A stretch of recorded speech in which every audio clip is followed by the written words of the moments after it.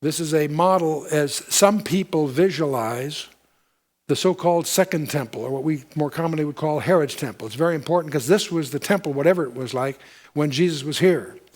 And don't confuse the many illustrations and things you see in your books. Distinguish this from Solomon's Temple, which was before that and much more elegant. Not as big, but much more elegant.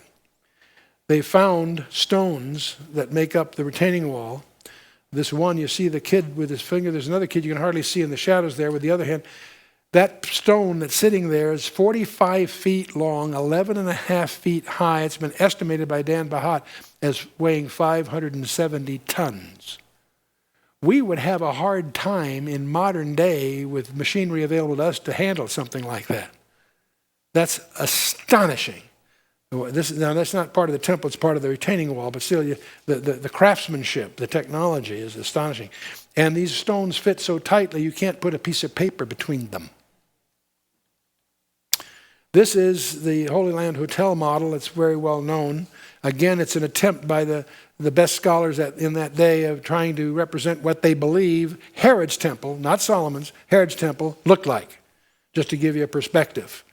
This is the floor plan of it, as rendered by Lean Rittmeyer in his recent book. It represents a digest of what the scholars seem to, the way they believe things are arranged. The authorities being, of course, the Tanakh, the Old Testament, the Mishnah, the Tosefta, the writings of Josephus, and some other contemporary writings to try to describe what was it like. It's a compilation of a lot of conjectures, to be frank with you. And there's still a lot of debates about all the details. Even of this temple, let alone Solomon's, is even more mysterious. This is a picture of a model looking down on the Azarah. Just this, the front end of it yet. The 15 steps, the steps of ascent into the first entry there. And then if you look down in the Azarah, that's behind that. That's where the offerings were actually made. And that's again just a perspective of a conjecture. If you take an aerial picture of the temple area today, this is north at the top. This is what it looks like. And the traditional view is that Solomon's original temple stood where the Dome of the Rock stands. And that is the official view of many, including Lean Rittmeyer and some of the experts. But there are experts, Dr. Asher Kaufman being a notable one, who has spent a lifetime studying this, and he published a conjecture that it actually stood about 100 meters to the north.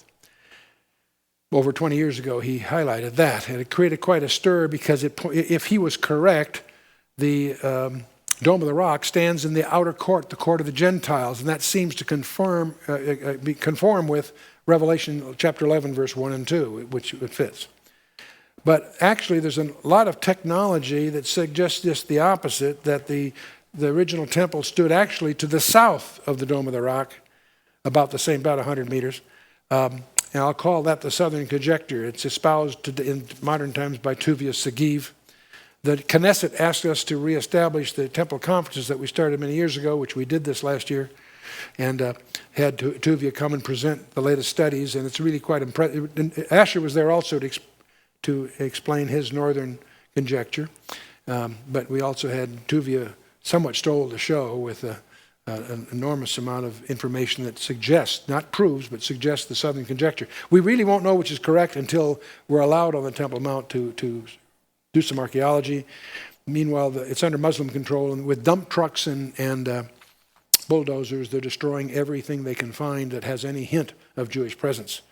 20,000 tons of artifacts have been dumped on the city dumps by this movement.